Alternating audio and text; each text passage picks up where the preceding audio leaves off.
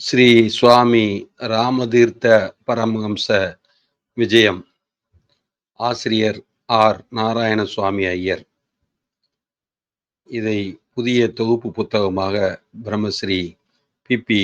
ராஜேந்திரன் அவர்கள் தொகுப்பாசிரியராக இருந்து கௌதம் பப்ளிகேஷனில் வெளிவந்த புத்தகத்திலிருந்து முந்தா நாள் வாசித்ததுக்கு பிறகு இன்றும் வாசிக்கிறேன். இன்று 13வது அதிகாரத்திலிருந்து தொடர்கின்றேன். அந்த 13வது அதிகாரமானது துக்க நிவர்த்தியும் சுவானுபோகமும் என்ற தலைப்பிலே 328ஆம் பக்கத்திலே இந்த புத்தகத்திலே இருக்கிறது. அந்த அடிப்படையிலே நாம் தொடர்வோம். ஜனங்கள் ஏன் துக்கம் அடைகின்றார்கள்? உலகில் ஏன் இவ்வளவு துக்கம் நிரம்பி இருக்கிறது? இந்த கேள்விகளை பற்றி நாம் இப்போது விசாரிக்க போவோம். ராமன் இந்த விஷயத்தை பற்றி சரித்திரங்கள் ஆராய்வது போல் ஆராய்ந்து இல்லை. சரித்திர ஞானிகளுடைய கருத்துக்களையும் கூட கவனிக்க மாட்டான். இந்த பெரியோர்கள் எல்லோரும் சரித்திரக்காரர்களும் தியானிகளும் பெரிய கிரந்த கர்த்தாக்களும் உண்மையைத்தான் சொல்லி இருக்கிறார்கள். அவர்களுக்கு பூரண உண்மையாக தோன்றியவற்றையே அவர்கள் கூறியிருக்கிறார்கள். ஆனாலும் என்ன, உலகில் இருக்கும் கிரந்த கர்த்தாக்கள் எல்லோரும் சேர்ந்து எழுதிய எழுத்துக்கள் முழுமையும் இருந்தாலும் யாது பயன்? விஷயங்களை நீங்கள் சலித்து பார்த்து உங்கள் சுய அனுபவத்தில் அறிந்தாலன்றி அவைகள் யாதொரு பயனையும் விளைவிக்க மாட்டா. ராமன் தன் அனுபவத்தில் அறிந்த விஷயங்களை மாத்திரம் சொல்வான். அந்த விஷயங்களை ஒவ்வொருவரும் எல்லோரும் அனுபவத்தில் அறிய முடியும். இக்காலங்களில் ஒரு பெரிய பிரவிற்த்தி ஜனங்களிடம் ஏற்பட்டிருக்கிறது. ஏதேனும் மேற்கோள்கள் எடுத்து கூறுகின்றார்கள். புகழ் படைத்தவரை அதிகாரமாக எடுத்துக் கொள்கின்றனர். சரித்திர ஆசிரியர்களில் பெரியோர் அல்லது பெரிய கலைஞன் முதலிய இப்படிப்பட்ட பெயர்களையே எடுத்தாளக்கூடிய சக்தி வாய்ந்தவர்கள் மிகுதியும் கொண்டாடப்படுகிறார்கள். இது காரிய சேதத்தை விளைவிக்கக்கூடியது. ராமன் தன் அனுபவத்தில் அறிந்ததைத்தான் உங்களிடம் சொல்வான். அதை நீங்களும் அனுபவத்தால் அறியலாம். இவ்வுலகத்தில் ஏற்படும் துக்கங்களுக்கு பெரிய காரணம் என்னவென்றால், நாம் அந்தர்முகமாக பார்ப்பதில்லை, நம் அபிப்பிராயமாக தீர்மானிப்பதில்லை, விஷயங்களை நம்பிக்கையின் பேரில் ஸ்தாபித்து விடுகிறோம். வெளியில் உள்ள சக்திகள் மாத்திரமே நமக்காக சிந்திக்க வேண்டிய ஸ்திதியில் இருக்கிறோம். பிறர் சொல்லும் வார்த்தைகளை அப்படியே ஒப்புக்கொள்கிறோம். உள்ளே ஆராய்ந்து பார்ப்பதில்லை. நமது முத்திரையை விரும்பி நம்புவதில்லை. ஒரு முகமது நபி, புத்தர், கிருஷ்ணன் முதலிய அவதார புருஷர்களிடம் நம்பிக்கையை செலுத்துகிறோம் என்பது மாத்திரமல்ல, மற்றும் பலவித நம்பிக்கைகளுக்கும் உட்படுகிறோம். கண்ட தீர்மானங்களுக்கு வணங்குகிறோம். நமது குணத்தை பற்றி ஏதேனும் ஒரு குழந்தை குறை கூறினால் போதும், உடனே நமக்கு தடுமாற்றம் ஏற்பட்டு நாம் துக்கம் அடைகிறோம். பிறருடைய அபிப்பிராயங்களையும் பிறர் நம்மை குறை கூறுவதையும் நாம் அளவு மீறி கொண்டாடுகிறோம். பிறருடைய தயவை தேடித் தருவதில் நாம் அதிக காலத்தை வீணாக்கி விடுகிறோம். இவ்வாறு நமது நிஜ சொரூபத்தை காண்பதற்கு பதில் நம்மை நாம் பிறருடைய கண்களால் பார்ப்பது, பிறருடைய கண்களால் அல்லாமல் வேறு விதமாக நாம் பார்த்து கொள்ள விரும்பாமல் இருப்பது, நம்மை சுற்றி இருப்பவர்கள் மூலமாக மாத்திரமே நம்மை பார்த்து கொள்வது என்ற குணமே நமது துக்கங்களுக்கெல்லாம் காரணம். பிறர் மூலமாகவே நம்மை பார்த்து கொள்வதுதான் வீண் பெருமை எனப்படும். அதுவே தன்னலச் சேர்க்கை. பிறர் திருஷ்டியில் நாம் நல்லவர்களாக ஆக விரும்புகிறோம். இதனால் தான் சமூகத்தில் தீங்குகள் நேருகின்றன. சர்வ தர்மங்களின் இழிவும் இதனாலேயே ஏற்படுகின்றன. அரை பைத்தியம் கொண்டவனாக இந்தியாவில் ஒருவன் இருந்தான். அமெரிக்காவில் நீங்கள் ஏப்ரல் மாதம் சிநேகிதர்களிடம் ஏப்ரல் ஃபூல் என்று பரிகாசம் செய்வது போல இந்தியா தேசத்திலும் மார்ச் மாதம் ஜனங்கள் பரிகாசம் செய்து விளையாடுவது வழக்கம். அப்படிப்பட்ட ஒரு காலத்தில் அந்த கிராமத்தில் வேடிக்கை செய்து சந்தோஷம் அடைய வேண்டும் என்று எண்ணக்கூடிய சிறுவர்கள் இந்த அரை பைத்தியத்துடன் வேடிக்கை ஏதேனும் செய்ய வேண்டும் என்று தீர்மானித்து விட்டனர். அப்போது அவனுக்கு கொஞ்சம் சாராயம் கொடுத்து போதையை உண்டாக்கிவிட்டு அவனுக்கு ஆப்த நண்பன் ஒருவனை அனுப்பினார்கள். இந்த ஆப்த நண்பன் அவனிடம் வரும்போதே அழுது கொண்டும் கதறிக்கொண்டும் துக்க சாகரத்தில் முழுகியவன் போல் கண்ணீர் வடித்து பொய் வேஷம் போட்டுக்கொண்டும் வந்தான். அவன் சொல்லி அழுதது, ஓ, நான் இப்போதுதான் உன் வீட்டினின்றும் வருகிறேன். அங்கே உன் மனைவி விதவையாகி விட்டதை கண்ணுற்று கதற ஆரம்பித்தேன். உன் மனைவி கைம்பெண்ணாகிவிட்டதை கண்டேன் என்று சொல்லிக்கொண்டே வந்தான். இந்த அரை பைத்தியமும் அழுது கண்ணீர் வடித்தான். தன் சொந்த மனைவி விதவையாக நேர்ந்ததை கண்டு துக்கப்படலானான். கடைசியில் மற்றவர்கள் வந்து, ஏன் நீ அழுகிறாய் என்று கேட்டார்கள். அதற்கு இவன், என் மனைவி விதவையாகிவிட்டால் அதற்காக அழுகிறேன் என்றான். அதற்கு அவர்கள் இந்த அரை பைத்தியத்தை நோக்கி சொல்லியது, எப்படியப்பா அது நடந்திருக்கும்? உன் மனைவி விதவை என்கிறாய், நீ சாகவில்லையே. அவள் புருஷனாகிய நீ சாகாமல் இருக்க அவள் எப்படி விதவையாவாள்? நீ சாகவில்லை. அப்படி இருக்க உன் மனைவியின் விதவை கோலத்தை கண்டு பரிதவிக்கின்றாய். இது நேர் விரோதமான காரியமாய் இருக்கின்றது. இதை கேட்ட அந்த பைத்தியம், ஓ சரிதான் போ, நீங்கள் அறிய மாட்டீர்கள், உங்களுக்கு தெரியாது. எனக்கு சிறந்த ஆப்த நண்பனாகிய இவன் சொல்கிறான். இவன் இப்போதுதான் என் வீட்டிலிருந்து வந்தானாம். என் மனைவி விதவையாக இருப்பதை கண்டவன் இவன். இவன் அதற்கு பிரத்யட்ச சாட்சி. விதவை அடைந்ததை இவன் நேரில் கண்டிருக்கிறான் என்று பதிலளித்தான். அவர்கள், பாருங்கள் எவ்வளவு பயங்கரமான அபத்தம் இது. இந்த மனிதனை கண்டு நாம் சிரிக்கின்றோம். ஏன்?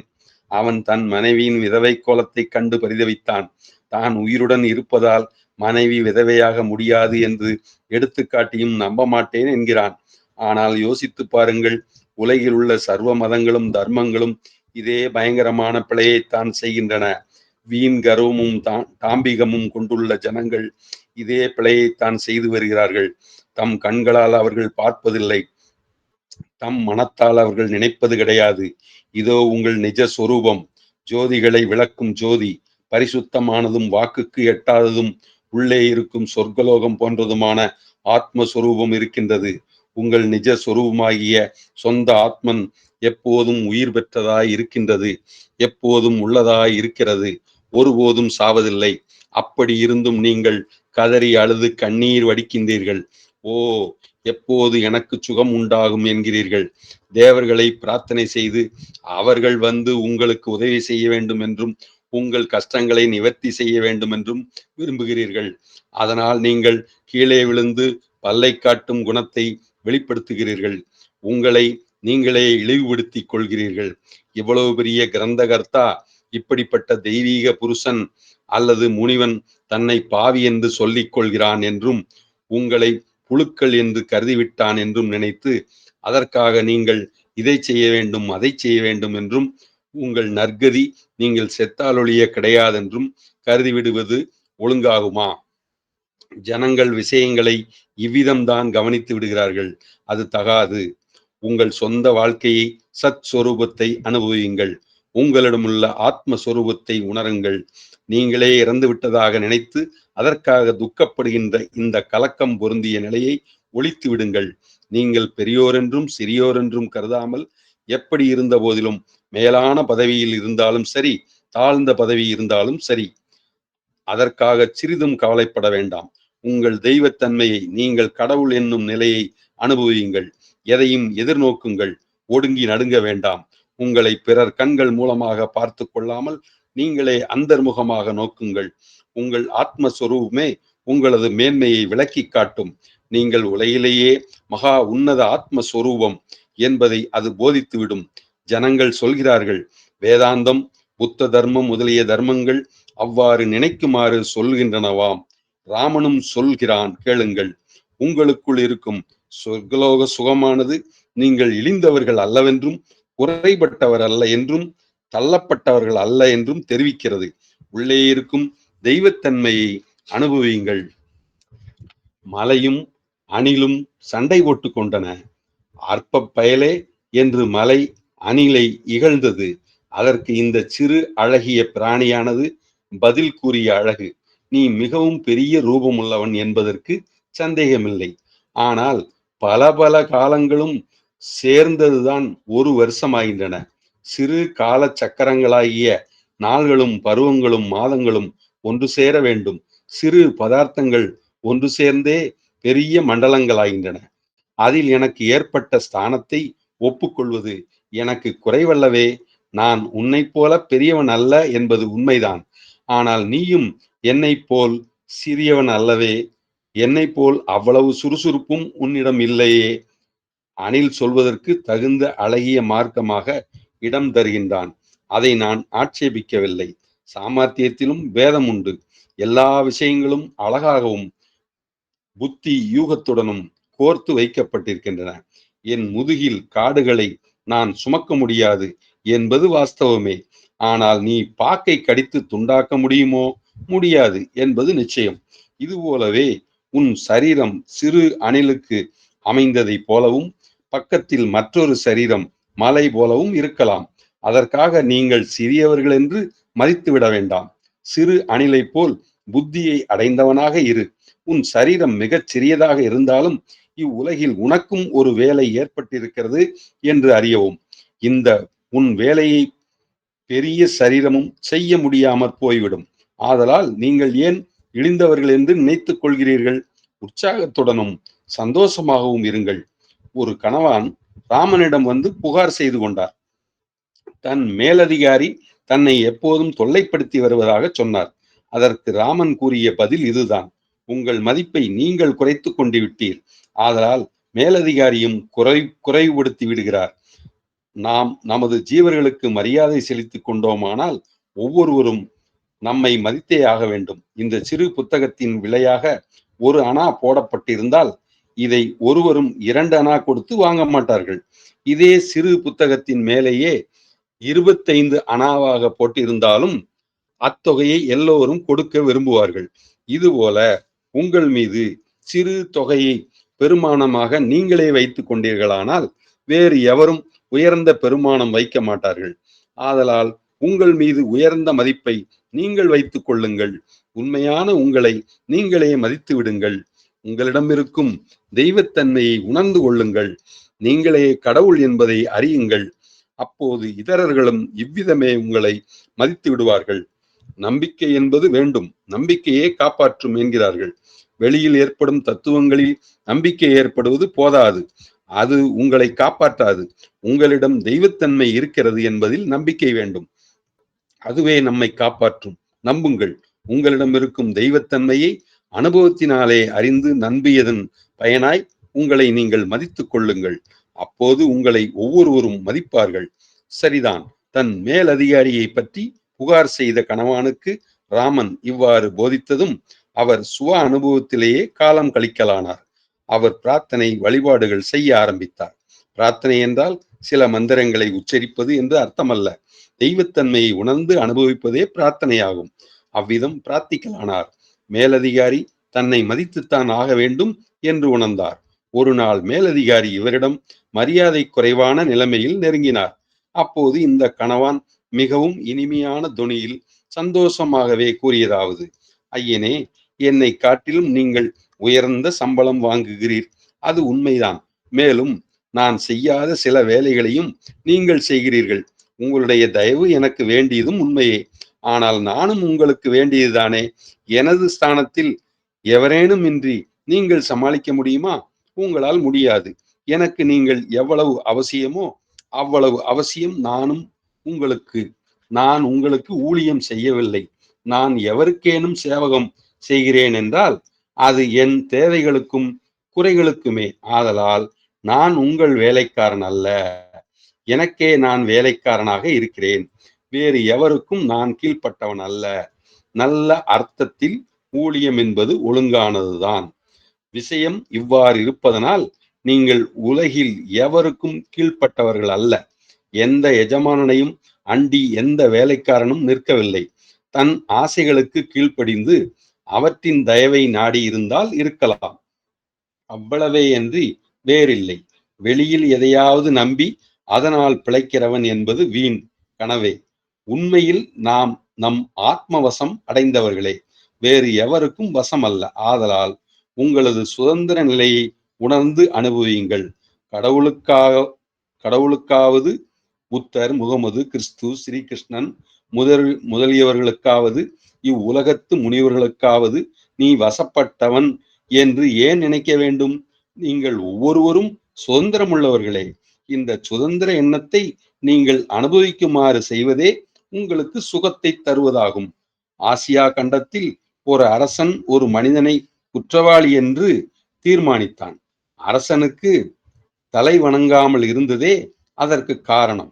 ஜனங்கள் தன்னை வணங்காவிட்டால் இந்த அரசனுக்கு கோபம் உண்டாகும். குற்றவாளியை நோக்கி அரசன் சொன்னதாவது: நான் எவ்வளவு கண்டிப்பான அரசன் என்றும் எவ்வளவு சக்தி உள்ளவன் என்றும் நீ அறிவாயோ? நீ இவ்வளவு அடாத காரியம் செய்ததற்கு உன்னை கொல்வேன் என்று நீ அறிய மாட்டாயோ? இவ்வார்த்தைகளை பேசிய அரசன் முகத்தில் அந்த மனிதன் துப்பினான். எச்சிலை துப்பி ஒரு தரம் கடுமையாக விழித்து நோக்கினான். அரசன் கலங்கி விட்டான்.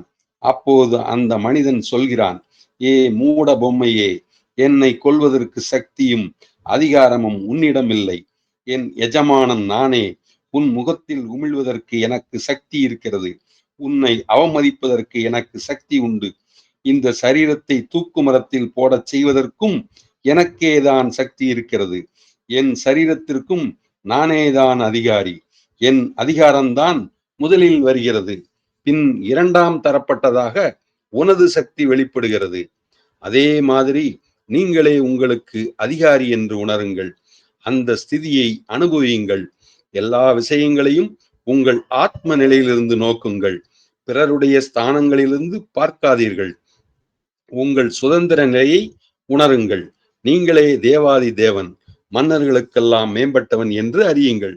உண்மையில் நீங்களும் அப்படிப்பட்ட நிலையில் இருக்கப்பட்டவர்களே. ஜனங்கள் ஏன் துக்கப்பட வேண்டும்?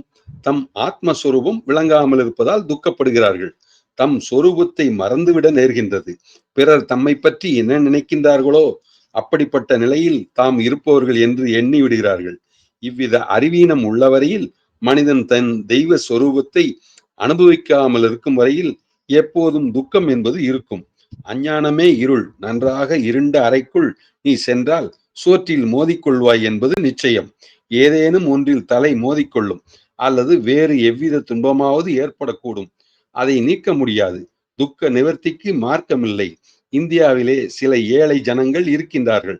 அவர்கள் வீட்டில் விளக்கு வைக்க கூட போதுமான தனம் கிடையாது. அந்த ஜனங்கள் வசிக்கும் தெருவழியே ராமன் போவதுண்டு. வீட்டுக்காரன் உள்ளே நுழைந்து தன் மனைவியை கோபித்துக் கொள்வதை கண்டிருக்கிறான்.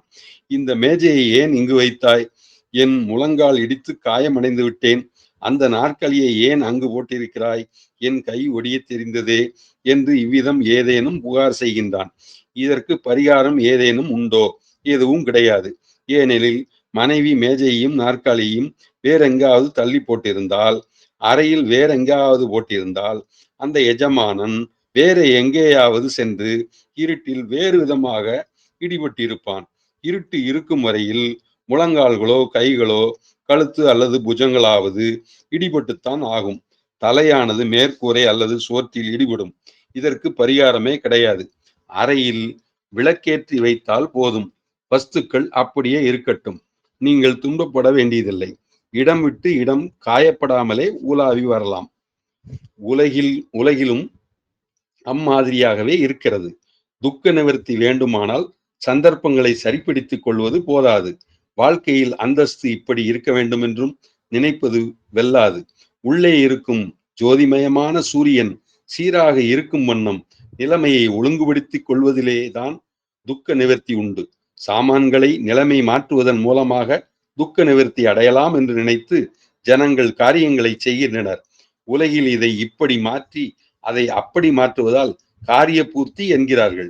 தனத்தை சேர்ப்பதாலும் பெரிய மாளிகைகள் கட்டுவதாலும் பிறருக்கு சொந்தமான சில பூமிகளை வாங்குவதாலும் துக்கம் நிவர்த்தியாகலாம் என்று நினைக்கிறார்கள்.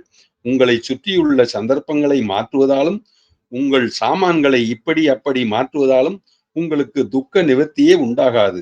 உங்கள் அறைக்குள் வெளிச்சத்தை கொண்டு வந்தால் மாத்திரமே, ஞான ஒளியை அடைந்தால் மாத்திரமே, உங்கள் ஹிருதய ஸ்தானத்தில் அனுபவபூர்வமாக அறிவை அடைந்தால் மாத்திரமே துக்கம் நிவர்த்திக்கப்படும், தள்ளப்படும். துக்க நிவர்த்தி என்பது அடையப்படும். இருள் நீங்கட்டும். உங்களை எதுவும் பிறகு துன்பப்படுத்தாது. ஹிமாச்சல பிரதேசங்களில் ஒரு இடத்தில் காட்டு மனிதர்களின் கூட்டம் ஒன்று இருந்தது. அவர்கள் நெருப்பை எரித்தல் என்பதை அறிய மாட்டார்கள். உலகில் பழைய காலத்தில் இருந்த காட்டு மனிதர்கள் நெருப்பை மூட்டுவதில்லை. நெருப்பு உண்டாக்கும் விதம் அவர்களுக்கு தெரியாது. சூரிய உஷ்ணத்தை தவிர வேறு உஷ்ணத்தை அறியாதவர்களாய் வெயிலில் உலர்த்தி பதார்த்தங்களை பக்குவம் செய்து உண்பார்கள். உலர்ந்த மாமிசங்களையே உணவாக கொள்வார்கள். அஸ்தமிப்பதற்கு முன் நித்திரைக்கு சென்று சூரியன் உதிக்கும் போது தாங்களும் எழுந்திருப்பார்கள். ஆதலால் ஜட சம்பந்தமான இருட்டுடன்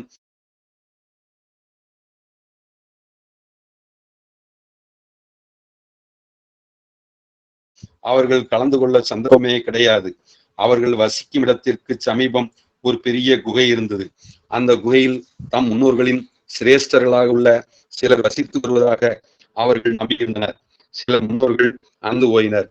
இந்த காட்டு மனிதர்கள் இந்த குகை மிகவும் தெய்வத்தன்மை பொருந்தியது என்று கருதி வந்தனர். இந்த ஜனங்களிடையே கண்டவர்கள் அல்லவா கண்டவர்கள் அல்ல ஆதலால் குகையினிடமிருக்கும் இருட்டை கண்டு இவர்கள் அதை ஒரு பெரிய ராட்சசன் என்றும் அந்த ராட்சசன் விரட்டப்பட வேண்டும் என்றும் விரும்புவாராயினர். எல்லோரும் சிரிக்க, இந்த அபத்தத்தை கண்டு சிரிக்கின்றீர்களே, ஆனால் இக்காலத்து ஜனங்கள் இன்னும் பெரிய அபத்தங்களை செய்கின்றனர். இது இருக்கட்டும். அந்த மனிதர்களிடம் எவரோ ஒருவர் ராட்சசன் தொலைவதற்கு மார்க்கம் காட்டினர். குகையினிடம் மிகுந்த வணக்கத்துடன் சென்றால் அந்த அரக்கன் போய்விடுவான் என்றார். அவ்விதமே அவர்கள் பல வருஷ காலம் வரையில் குகைக்கு எதிரில் போய் நமஸ்கரித்து வணங்கி வந்ததும் பலனை காணோம். ராட்சசன் நீங்கவில்லை. பிறகு ஒருவர் வந்து அந்த அரக்கனை எதிர்த்து தொல்லைப்படுத்தி வந்தால் அவன் தொலைவான் என்றனர். அவர்கள் அதற்காக அக்காலத்தில் கிடைக்கக்கூடிய பல ஆயுதங்களையும் பல வகைப்பட்ட அம்புகளையும் தடிகளையும் பாறைகளையும் சேகரம் செய்து வைத்துக் கொண்டனர். குகைக்குள் அம்புகளை எய்து இருட்டை தடி கொண்டு அடித்தனர். இப்படியும் இருட்டு அசையவில்லை, இடம் விட்டு பெயரவில்லை. மற்றொருவர் வந்தார். பட்டினி கிடவுங்கள், விரதம் இருங்கள். நீங்கள் விரதம் அனுஷ்டித்தால் குகையில் இருக்கும் இருள் தானே நீங்கிவிடும். இவ்வளவு வருஷங்களாக நீங்கள் செய்தது சரியான காரியமல்ல. தேவையாக இருப்பது விரத அனுஷ்டானமே என்று போதித்தார். அந்த எளியவர்கள் பட்டினி கிடந்தார்கள், விரதம் அனுஷ்டித்தனர். பட்டினியால் பலரும் மாண்டனர். அப்படியும் இருட்டானது நீங்கவில்லை. ராட்சசன் குகையை விட்டு நீங்கவில்லை. பிறகு ஒருவர் வந்து தான தர்மங்களை செய்து வந்தால் இருள் நீங்கிவிடும் என்று சொன்னார். ஆதலால் அவர்கள் தம்மிடம் இருப்பவற்றை எல்லாம் விநியோகம் செய்து விட ஆரம்பித்தனர். அப்படியும் ராட்சசன் குகையை விட்டு போகவில்லை. கடைசியில் ஒருவர் வந்து தாம் சொல்லுகிறபடி செய்தால் ராட்சசன் குகையை விட்டு நீங்குவான் என்றார். அவர்கள் என்ன புத்திமதி என்று கேட்க, இவர் சொல்கிறார், நீளமான மூங்கில்களும் அவற்றை சேர்த்து கட்ட கொஞ்சம் புல் புரியும் சிறிது மீன் எண்ணெயும் கொண்டு வாருங்கள். பிறகு அவர்களை பார்த்து கொஞ்சம் வைக்கோல் அல்லது கிழிந்த கந்தைகள் எரியும்படியானதாய் கொண்டு வரச் சொன்னார். அவற்றை மூங்கிலின் நுனியில் கட்டிக்கொண்டு ஒரு சிறு உபாயம் செய்யலானார். சிக்கிமுக்கி கல்லில் ஒரு கருங்கல்லை தாக்கி நெருப்பை உண்டாக்கி அந்த நெருப்பில் இந்த செத்தையை கொளுத்தினார். நெருப்பு உண்டாகியது. அந்த ஜனங்களுக்கு இது ஒரு வினோதமான காட்சியாக இருந்தது. அவர்கள் இதுவரையில் நெருப்பை பார்த்ததில்லை.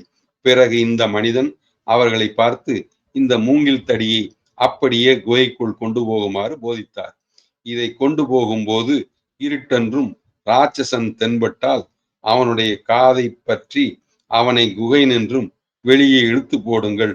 இந்த மூங்கில் தடி நெருப்பினால் என்று கூறினார். இந்த கொள்கையை முதலில் அவர்கள் நம்பவில்லை.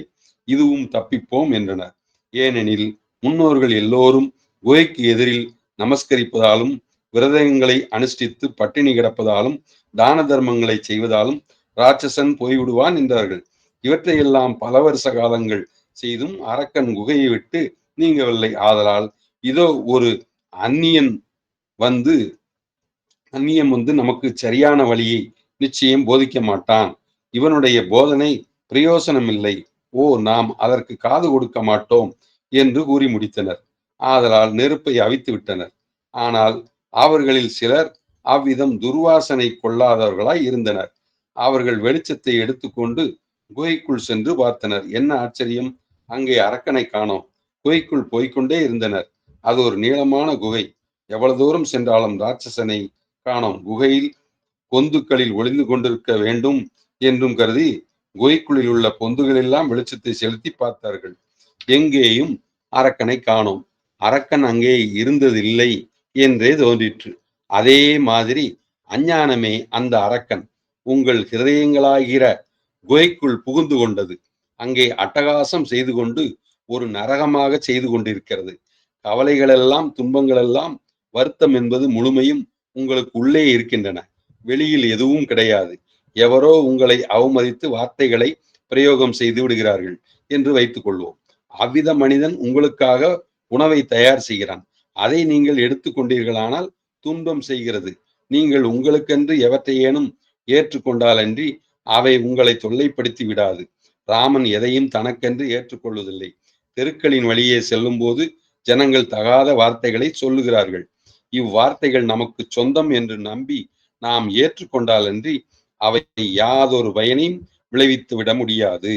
வேதாந்தத்தின்படி சுவ அனுபூதியுள்ள ஒருவன் விஷய ரூபமான விஷயங்களை சிறிதளவும் ஏற்றுக்கொள்ள மாட்டான், தன்னுடையவாக கொள்ளவும் மாட்டான். அவ்வித மனிதன் தன்னை பிறர் எதிர்க்கும் வண்ணமாகவோ கலக்கிவிடக்கூடிய நிலையிலோ வைத்துக் கொள்ள மாட்டான். உங்கள் ஜீவனிடம் சத்தியமாக இருங்கள். உங்கள் தெய்வத்தன்மையிலே ஆழ்ந்திருங்கள். பிறரை பற்றி குறை கூறுகின்றவர்களையும் பழிச்சொற்கள் சொல்கின்றவர்களையும் கண்டால் பரிதாபம் அடைய வேண்டும்.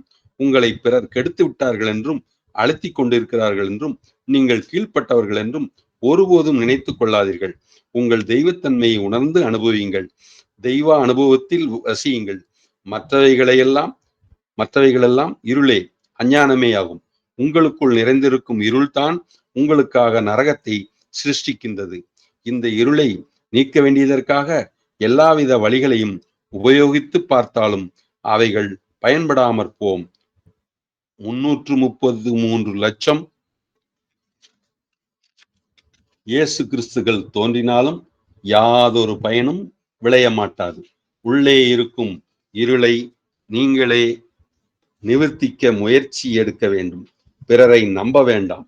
இந்த கோயிலை சேர்வது, அந்த மதத்தை சேர்வது, இந்த சமூகத்தில் இருப்பது, அந்த சமூகத்தில் கலப்பது, ஒரு இயேசுவை வணங்குவது, ஒரு கிருஷ்ணனை வணங்குவது ஆகிய இப்படிப்பட்ட ஆடம்பரமெல்லாம் வீண் பெருமைகளேயன்றி யாதொரு பயனையும் விளைவிக்க மாட்டா. இன்னும் நீ விரும்பியதெல்லாம் செய்து பார், உனக்கு அவைகள் என்ன பயன் தரும்? ஒளியை பெறுவது ஒன்றுதான் இதற்கு ஏற்பட்ட ஒரே சிகிச்சை.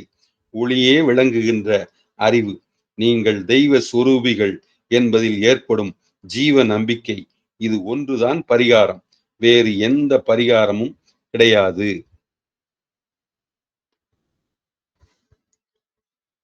8:47.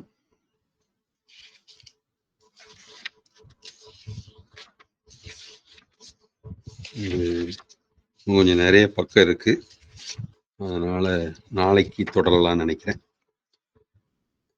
இதோட நிறைவு செய்து, ஸ்திரீ புருஷ ரூபமாக விளங்குகின்ற ஏ தெய்வ சுரூபமே என்று 2வது பத்தியில் ஆரம்பிக்கிறது. நாளை அது தொடரலாம் என்று நினைக்கிறேன். 340ஆம் பக்கத்தில் நாளை தொடர்வேன் என்று கூறி, இந்த ஸ்ரீ சுவாமி ராமதீர்த்த பரமஹம்ச விஜயம் 13வது அதிகாரம் நாளை தொடர்கிறேன் 340ஆம் பக்கத்தில் என்று கூறி, இந்த உரையை, இந்த புத்தகத்தை வாசித்ததை இதோடு நிறைவு செய்து கொண்டு, பொதுவாக யாருக்கேனும் ஏதாவது கேள்வி இருந்தால் கேட்கலாம் என்று சொல்லி அமைகின்றேன். அனைவருக்கும் ஆத்ம நமஸ்காரம். ஓம். ஐயா ஆத்ம நமஸ்காரம். ஐயா ஐயா இப்போ அவர் ராமதீர்த்த என்ன சொல்றாருன்னா, ஆத்மஸ்வரூபமா இருந்துட்டா வேற என்ன ஆளுங்க என்னென்ன பேசினாலும், மானபங்கமா பேசினாலும், ஈவா பேசினாலும் எதுவுமே நம்ம எஃபெக்ட் ஆகாதுன்னு சொல்றாரு இல்லைங்களா? ஆமா.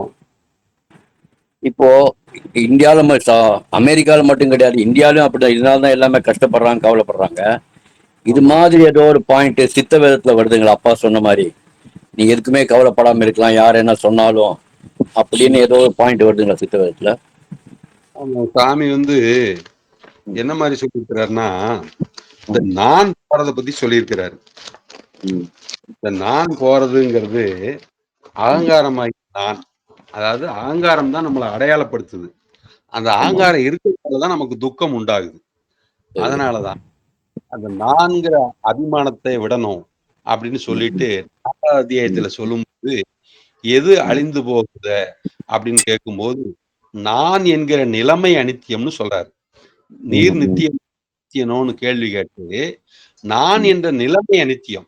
அந்த அனித்தியமான நிலைமையின மேலதான் நம்ம பெரும் முக்கியத்துவம் கொடுத்து இந்த ஜடத்தை பேணுவதிலும் இதற்கே காலம் முழுக்க வேலை செய்வதிலும், இதை அலங்காரப்படுத்துவதிலும், இதற்கு பெருமை சேர்ப்பதிலும் இருப்பதனால, அதனாலேயே நமக்கு விருப்பு வெறுப்புங்கிற அடிப்படை உண்டாகுது அப்படின்னு தான் ராகத்வேஷாதிகள், காம குரோத லோப மோக மதம் ஆச்சரியம் 8 விதமான கெட்ட குணங்களையும் யார் ஒருவர் வேறற நாசம் செய்கிறாரோ அந்த அசாதாரண வைத்தியருக்கே நமஸ்காரம்னு ரொம்ப சுருக்கமா சொல்லிட்டு, இதுக்கப்புறமும் நமக்கு சரியா உணர மாட்டோம்னு சொல்லித்தான் ராமதீர்த்த பரமஹம்சர் எழுதிய நூலை, அதாவது அவர் கொடுத்திருக்கிற அந்த நூலை வாசியுங்கள்னு நமக்கு அறிவுறுத்தி இருக்கிறாரு அப்படிங்கிறத நம்ம தெரிஞ்சுக்கிறோம்.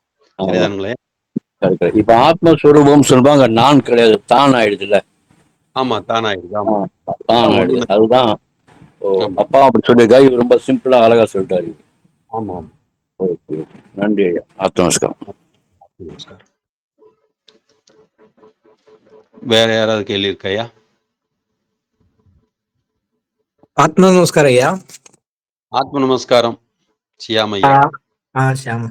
அது இப்போது இவரு ஒரு கேள்வி கேட்கலையா, அந்த கண்டிப்பா அவரு சப்போர்ட்டா அந்த ஒரு தீர்ச்சியா ஏதாவது கொடுத்திருக்கான்னு, அது ஒரு கல்பனை மாதிரி கொடுத்திருக்கு.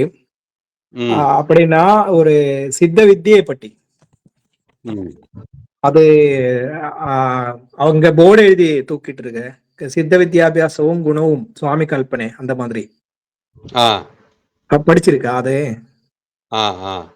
அது சித்த வித்தியே ஒரு ஆயுதம்னு சொல்லுவாரு. ஆமா ஆமா.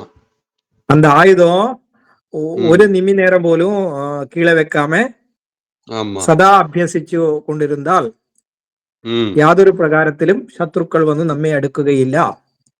അഥവാ അടുത്തു പോയാൽ അപ്രകാരമുള്ളവരുടെ കണ്ഠം തെറിച്ചു പോകുന്നതാണ്. ആയതിന് യാതൊരു സംശയവുമില്ല.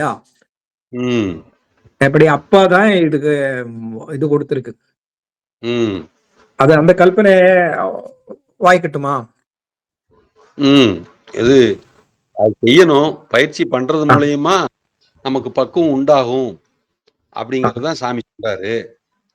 பயிற்சி அவரு கேட்டது அதுக்கு ஒரு கண்டிப்பா ஏதாவது அந்த மாதிரி கொடுத்திருக்கான்னு, நமக்கு ஒரு தைரியம் கிடைக்கிறதுக்கு. அது இந்த കൽപ്പന தான். കേരളത്തിലും മറ്റും നാനാജാതികളായി ഭാഗിച്ചു വസിച്ചു വരുന്ന ബഹുജനങ്ങൾ ഒന്നായി കൂടി ഒരു സമാജം ചേരുവാനുള്ള കാരണം നമ്മുടെ യത്നമോ സാമർഥ്യമോ അല്ല. നമ്മുടെ എന്ന് വെച്ചാൽ സ്വാമിയുടെ യത്നമോ സാമർഥ്യമോ അല്ല. പിന്നെ എന്തുകൊണ്ടെന്ന് വെച്ചാൽ ഇതിനെല്ലാം അടിസ്ഥാനമായ സിദ്ധവിദ്യ കൊണ്ടാണ്. ആ വിദ്യ എങ്ങനെയെന്നാൽ ആരാലും ജയിപ്പാൻ സാധിക്കാത്ത ഒരു ആയുധമാണ്. അപ്രകാരം മഹത്തായിരിക്കുന്ന ഒരു വിദ്യയാണ് നമുക്കും സമാജത്തിനും എന്ന് വേണ്ട ലോകമാകസകലം ജയിപ്പാനുള്ള ആയുധം. ആ ആയുധത്തെ ഒരു സമയത്ത് പോലും കയ്യിൽ നിന്ന് താഴത്ത് വെക്കാതെ അഭ്യസിച്ചു കൊണ്ടിരുന്നാൽ യാതൊരു പ്രകാരത്തിലും ശത്രുക്കൾ വന്ന് നമ്മെ അടുക്കുകയില്ല. അഥവാ അടുത്തു പോയാൽ അപ്രകാരമുള്ളവരുടെ കണ്ഠം തെറിച്ചു പോകുന്നതാണ്. ആയതിന് യാതൊരു സംശയവുമില്ല. ആയത് അഭ്യസിക്കാതെ ഇരുന്നാൽ അതിഘോരന്മാരായ ശത്രുക്കൾ വന്ന് പിടിച്ചിഴച്ച് കുഴപ്പത്തിലാക്കുന്നതാണ്. ആയതിനാൽ അവനവന്റെ കൈവശത്തിലുള്ള ആയുധത്തെ കൊണ്ട് സദാ അഭ്യാസം ചെയ്തുകൊണ്ടിരുന്നാൽ തനിക്ക് നേരെ യാതൊരു പ്രകാരത്തിലും ഉള്ള ശത്രുക്കൾ വരുന്നതല്ല. சுவாமி கல்பனா. சத்ருக்கள் என்றால் அது ராகத்வேஷாதிகளாகும். நீங்க சொன்னது சரி. அது எப்படின்னா உன்னை சத்துருக்கு நம்மள அட்டாக் பண்ண முடியாதுன்னு சொல்றாரு அவரு, கரெக்டுங்களா? ஆமா. இது செஞ்சா அவரு அட்டாக் பண்ண முடியாதுன்னு சொல்றாங்க. இது நம்ம பிரம்மையில இருக்கோம், நம்ம ஆத்மா சொருவோம் நினைக்கும் போது அதெல்லாம் சொல்றது பிடிக்கிறதுலாம் ஒண்ணுமே கிடையாது அப்படின்னு தான் அந்த உணர்வு வரும்போது அந்த லெவலுக்கு போயிடுறோம். இப்ப சாமி சொன்னது அந்த சத்துருக்கள் நம்மள அட்டாக் பண்ண முடியாதுன்றாரு இந்த ஆயுதத்தை எடுத்தா. அது கொஞ்சம் டிஃபரன்ஸ் இருக்கு அதுக்கும் இதுக்கும். நம்ம மானசீகமாவே நம்ம ஒண்ணும் பண்ண முடியும், நம்மளே முடிவு எடுத்துடுறோம். போயிட்டோம்னா என்ன பொறுத்த வரைக்கும் அது என்னென்ன தெரிஞ்சதுன்னா, சத்ருன்றாலே மனித சத்ரு இல்ல, ராகத்வேஷாதிகளாக்கும் நம்மளோட சத்ரு. மானசீகமா சொல்றீங்க, மனசுல வர்றது கரெக்டா? ராகத்வேஷாதிகள் தான் நம்மளோட சத்ரு. அப்படி எடுத்துனா ஓகே, கரெக்டா இருக்கும்.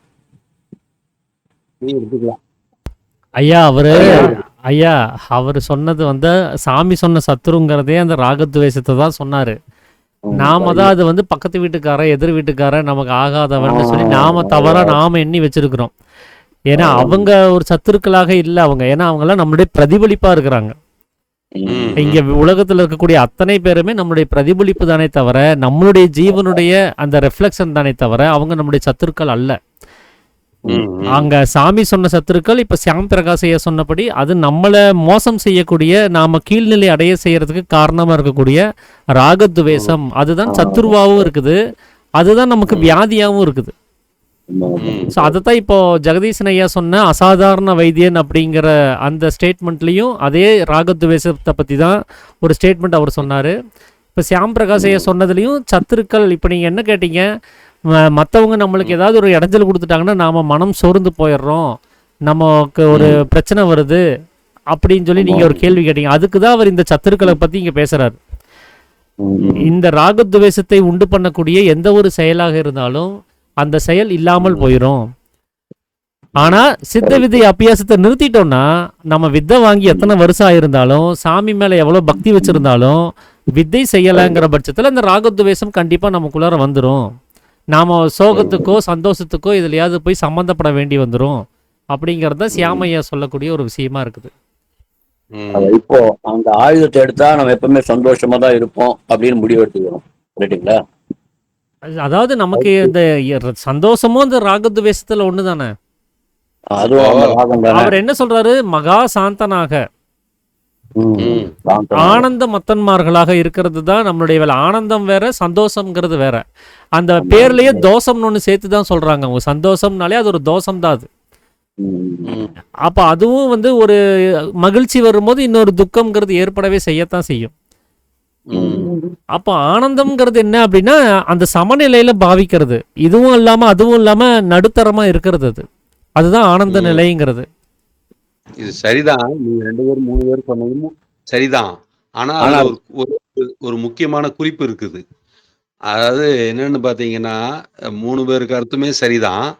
ஆனா இதுல முக்கியமா ரொம்ப குறிப்பா நோட் பண்ண வேண்டிய விஷயம் என்னன்னா, ராமதீர்த்தாவும் அதை சொல்றாரு, சாமி அதை சொல்றாருன்னு இருந்தாலும், ராமதீர்த்தா சொல்ற விதம் என்ன சொல்றாருன்னா, உங்களை ஆத்மா என்று நிச்சயித்து கொள்ளுங்கள், அதிலிருந்து விலகாதிருங்கள், அப்பொழுது உங்களுக்கு அறியாமையாகிய துக்கம் இல்லைன்னு அடிச்சு பேசுறாரு. அதோட சாராம்சம். சரிங்களா? அடுத்தது அப்படியே சாமி கிட்ட வந்தீங்கன்னா, சாமி அதே மாதிரி ஒரு வார்த்தையை எங்க சொல்றாரு அப்படின்னா, நித்திய அனித்திய வஸ்து விவேகம் செய்யுங்கள்ங்கிறாரு. அப்ப தான் என்கிற அந்த உண்மைத்தன்மை தான் நித்தியம், பாக்கி எல்லாம் அனித்தியம். அதுக்கு நீங்க முக்கியத்துவம் கொடுக்க வேண்டாம், பொய்யான முக்கியத்துவம் கொடுக்க வேண்டாம். அபிமானத்தையும் உலக பொருள் மீது இருக்கிற பற்றையும் விட்டுவிட்டு நித்தியமாகிய ஆத்மாவின் மீது, பிரம்மத்தை சார்ந்து இருக்கிற பிரம்மச்சரியமாக அதில் உறுதியாக கொள்ளுங்கள். நித்தியம் எது அனித்தியம் எதுன்னு வஸ்து விவேகம் செய்யுங்கள்ன்றாரு. விவேகம் என்ற அக்கினியை கொண்டு அந்த மாயையாகிய சலனத்தை வென்று விட்டீர்களானால், இந்த இவர் சொன்ன அந்த மாயை அரக்கன் இல்லாத அரக்கனை இல்லாமையே பண்ணிடுறோம். அப்போ தூய ஆத்மத்தன்மையில எப்போதும் நீடித்து இருக்க முடியும். மாயை இல்லைன்னா என்ன அர்த்தம்? தான் தானா இருக்கிற தன்மை வந்துருச்சுன்னு அர்த்தம். அப்ப நித்திய அனித்திய வஸ்து விவேகம் செய்யுங்கிறத இப்ப ராமதீர்த்தா இந்த ஆங்கிள் சொல்றாரு, சாமி அந்த கோணத்துல சொல்லியிருக்காருன்னு நம்ம புரிஞ்சுக்க முடியுது. இதுதானுங்களா?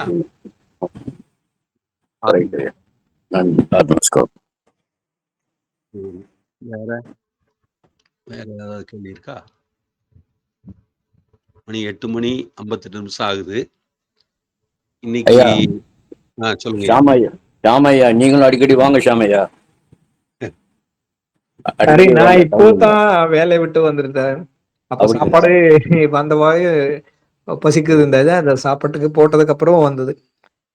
நல்ல பாஷையில அந்த அப்புறம் அந்த சத்ருங்கிறத பற்றி ஒரு கேள்வி இருக்கும். இங்க நமக்கு அது தேவையில்லை, ஆனாலும் இந்த கஷேத்திரங்கள் அம்பலங்களில் எல்லாம் ஒரு பூஜை இருக்கும், சத்ரு சம்ஹார பூஜாங்கிறது அங்க போர்டர்ல எழுதி போட்டிருக்காரு. திருச்செந்தூர்ல இருக்கு. சத்ரு சம்ஹார பூஜா எல்லா கோவில்லையும் இருக்கும் அது. அப்போ அத போட்டி இருக்கும் இல்ல, இங்க கேரளாவிலே அவரை நம்பூதிரின்னு சொல்லுவாரு. நம்பூதிரி அவங்க கிட்ட பேசும் சொன்ன போது அவரு சொன்னது என்னன்னா, அந்த இதுக்குள்ள மந்திரத்திலே சத்ரு சம்ஹாரங்கிறது மத்தவங்கட அவனை கொல்றதுக்கு இல்ல. ஆனா அவங்கிட்ட உங்களோட சத்ருதை என்னன்னா அதை கொல்றதுக்கு. அந்த தேசியம் இருக்கும்ல, அவருக்கு தம்மில ஒரு போட்டி இருக்கும்ல, அதை இல்லாம பண்றதுக்கு தான் இந்த சத்ரு சம்ஹார பூஜா அப்புறது. அது மனசின் ஒரு இது அந்த மாதிரி. சத்ருங்கிறது நம்மளோட ஃபீலிங்ஸ் தான். அந்த சத்ரு தான் ஃபீலிங்ஸ் இருக்கும்ல, ஃபீலிங்ஸ் இல்லாம பண்றதுக்கு அது மாதிரி சொல்றாரு. அது சமநிலை. சமநிலை நடுநிலை இதுதான் சென்டர் பாயிண்ட். சரிதான் ஐயா, 9 மணி ஆச்சு. இன்னைக்கு பேசுறதுக்கு தொடர்ச்சியா பாலசுப்ரமணியம் ஐயா ரெடியா இருக்காருன்னு நினைக்கிறேன். ஆமாங்கய்யா, பாலசுப்ரமணியம் ஐயா.